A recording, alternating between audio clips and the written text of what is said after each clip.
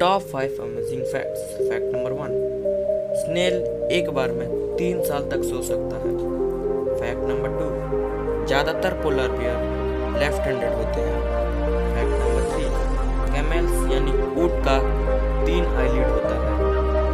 Fact number 4, -40 degree Celsius -40 degree Fahrenheit के साथ समान होता है। फैक्ट नंबर 5, ज़्यादातर आदमी छींक मारने के बाद ब्लेस यू बोलते हैं, क्योंकि छींक मारने के वक्त हमारा हार्ट 1 मिलीसेकंड के लिए स्टॉप हो जाता है।